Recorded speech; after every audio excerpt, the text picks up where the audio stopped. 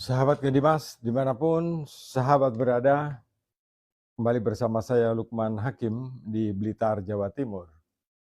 Sahabat, tadi saya sudah menjanjikan bahwa saya akan mempresentasikan dan memperkenalkan satu buah filter yang saya buat sendiri. Ini filter air, ya.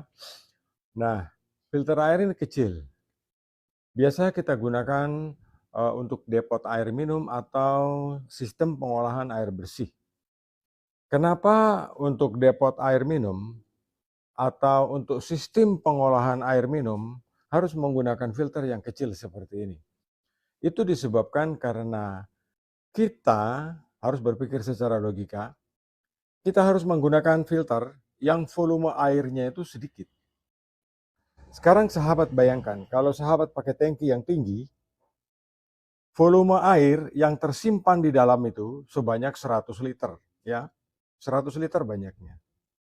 Kalau sahabat menggunakan depot air minum dengan isi 100 liter air, berdiam satu malam, dan tangkinya itu dua, yang satu isinya pasir dan satu isinya arang, berarti ada 200 liter air busuk yang sahabat simpan, dan itu menyebabkan koli atau total coliform berkembang biak di dalam satu media pasir, dua di dalam media karbon.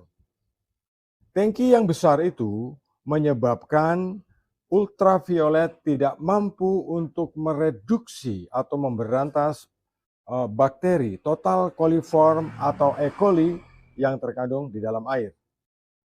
Kalau sahabat amati, ya, sahabat amati di lembar dari laboratorium dinas kesehatan atau laboratorium pemeriksa air, biasanya itu ada mencantumkan dua kolom. Yang satu total coli, ya, total coliform, yang satu E. coli. Nah, dua tabel ini biasanya mempunyai nilai. Yang satu itu total coliform, yang satunya adalah E. coli.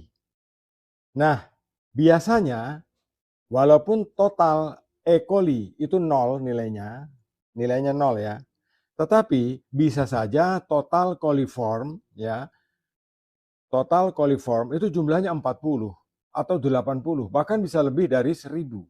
Kenapa bisa terjadi seperti itu? Sahabat harus pahami bahwa di dalam tabel itu ada dua, total coliform dan E. coli. E. coli itu biasanya terlarut di dalam air. Dalam pemeriksaannya biasanya difermentasi dulu selama 10 hari oleh laboratorium. Baru ditentukan jumlah coli yang berkembang biak selama durasi waktu 10 hari itu. Total coliform itu bakteri yang bersumber dari tanah. Misalnya dari resapan WC, dari resapan parit, dari resapan lumpur, atau dari area kotor. Misalnya tempat pembuangan sampah, airnya meresap di situ. Itu total coliformnya akan sangat tinggi. Jadi, kalau sahabat berbisnis depot air minum, sahabat harus mengurangi sekecil-kecilnya, ya, harus mengurangi sekecil-kecilnya pertumbuhan bakteri atau akumulasi bakteri di dalam filter itu. Jadi, kalau kita berbisnis air, berpikirlah dan berusahalah supaya air yang busuk tersimpan selama 12 jam atau 24 jam itu tidak terjadi. Kalau sahabat menggunakan tangki yang besar, itu lubang pembuangannya di bawah tidak ada. Jadi kita tidak bisa membuang air supaya membiarkan air itu kosong. Ya, tangki itu kosong atau terbebas dari air, tidak bisa. Karena tangki yang besar itu di bagian bawahnya nggak ada lubangnya. Tetapi walaupun tidak ada lubangnya, kalau tangkinya itu kecil seperti ini, ya, tangkinya kecil seperti ini, itu bakteri coli sangat minim berkembang. Dan kalau toh pun ini bermalam airnya, kemudian bakteri coli berakumulasi di dalam tangki ini, itu tidak terlalu banyak. Jadi ketika air melewati ultraviolet, ya, hasilnya bakteri itu akan mati. Nah, itu sebabnya masalah terbesar kita adalah tangki-tangki yang besar, ya, tangki-tangki yang besar itu merusak kualitas air kita. Bakteri total coliform dan E. coli berkembang biak sangat dahsyat, sehingga ultraviolet kita tidak mampu untuk menjernihkan atau menghilangkan bakteri itu. Ya, sahabat. Ini filter ini saya buat, dan filter ini saya buat hanya 3, khusus untuk edisi tahun baru, ya. Dan ini HPP-nya, harga proses produksi lah kasarannya begitu. Untuk membuat satu filter ini itu 500.000 ya. Terdiri dari clean out. 250.000 untuk clean out-nya ini ya. Nah, ini clean out 250.000. Kemudian ada shock drat dalam dan shock drat luar di dalam senilai 100.000 ya. Kemudian ada filter 1 mikron, ini kantong penyaring air 1 mikron, itu nilainya 120.000. Kemudian di sini ada watermur 1 in 2 di atas dan di bawah, itu nilainya 100.000. Jadi total biaya HPP dari produk ini itu 500.000, belum termasuk karbon. Tetapi untuk tahun baru ini, ya, untuk tahun baru, saya hanya membuat 3 unit dan saya ingin memberikan harga sesuai dengan HPP lah, begitu kepada sahabat yang berminat. Nah, sahabat, jadi ini ya, filter air ini saya buat sendiri. Jadi sahabat jangan tanya di pabrik mana, tidak ada. Nah, di dalamnya kosong seperti ini ya, kosong kayak gini. Kemudian sahabat perhatikan, di sini ada saluran air masuk. Input dari atas sini, keluarnya di bawah ya. Jadi air masuk dari atas sini, keluarnya di bawah. Di sini ada kantong penyaring air ya. Ini kantong penyaring air. Di sini saya klem dengan tis, kabel tis ya, yang besar dan kuat. Jadi di bagian dalamnya itu seperti ini, sahabat ya. Jadi di dalamnya seperti ini. Nah, kantong penyaring air ini sengaja saya buat untuk sahabat bisa mempertimbangkan bahwa bakteri coli total coliform tidak akan muncul di permukaan. Ya, bagi sahabat-sahabat yang depotnya sekarang tersegel atau sedang ditutup oleh Satpol PP, terutama wilayah DKI Jakarta, sahabat bisa konsultasi dengan saya. Nanti saya bantu bagaimana cara mengatasi supaya E. coli itu hilang. Ya, nah kita bisa menggunakan seperti ini ya. Jadi ini kan ada dratnya di bagian sini ya, di bagian sini ada dratnya. Kemudian filter ini saya masukkan di sini ya. Kemudian saya putar seperti ini ya, dikencangkan.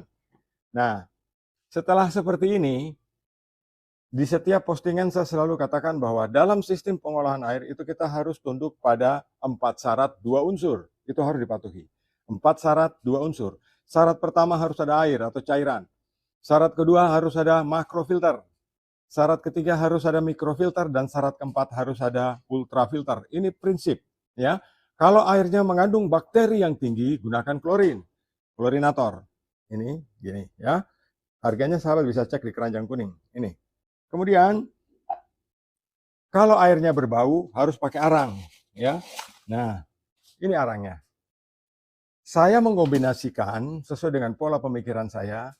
Ini saya buat sendiri di pabrik, tidak ada, di toko tidak ada. Ya, setelah kantong penyaring air ini saya pasang di sini, ya, ini filter bag ini saya pasang di sini, sahabat bisa lihat. Kemudian saya akan memasukkan arang itu di bagian sampingnya, sahabat lihat seperti ini. Nah, saya memasukkan ini dan saya mengisinya sampai penuh, seperti ini ya. Saya mengisi dengan arang seperti ini, sahabat lihat. Nah, jadi arang ini harus dicuci dulu supaya debunya tidak menyumbat filter bag. Saya memasukkan seperti ini, saya akan isi sampai penuh ya. Nah, ini arang, sahabat tidak usah bilang mereknya apa, ini pakai arang kayu juga boleh ya. Nah, ini saya pakai arang kayu ya, tidak harus arang-arang istimewa, tidak, arang kayu lebih bagus.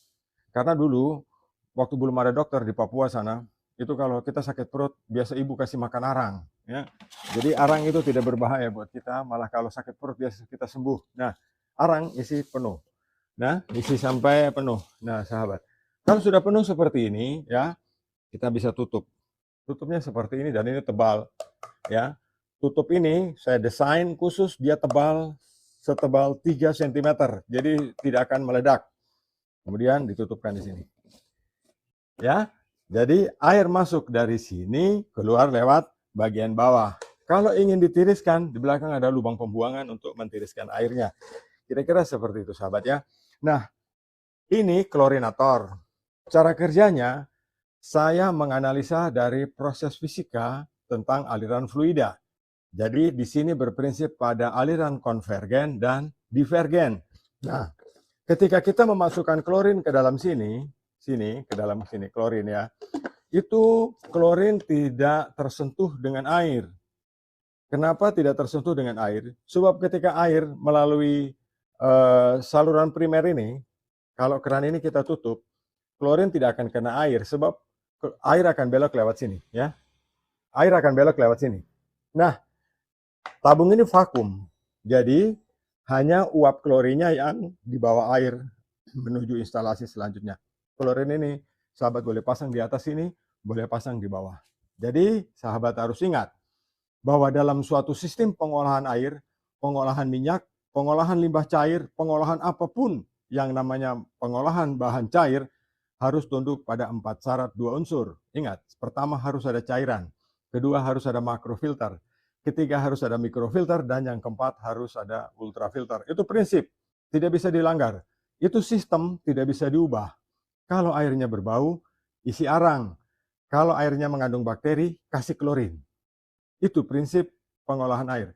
Kalau sahabat beli hanya sepotong, sama dengan beli mobil, sahabat hanya beli roda, nggak bisa dinaiki. Atau beli bodi, tidak ada roda, nggak bisa dinaiki. Ada roda, ada mesin, tidak ada setir, nggak bisa jalan. Sistem tidak bisa dikurangi, tapi diakali boleh. Ya, sistem itu tidak boleh dikurangi, tapi diakali boleh.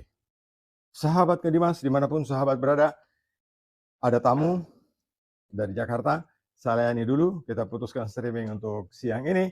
Kita jumpa lagi di streaming-streaming yang lanjutnya. Edukasi yang baik, memberikan pemahaman yang baik, memberikan harapan yang baik, dan menyelesaikan masalah sahabat di dunia bisnis. Terima kasih atas atensinya. Saya Lukman di Blitar, Jawa Timur.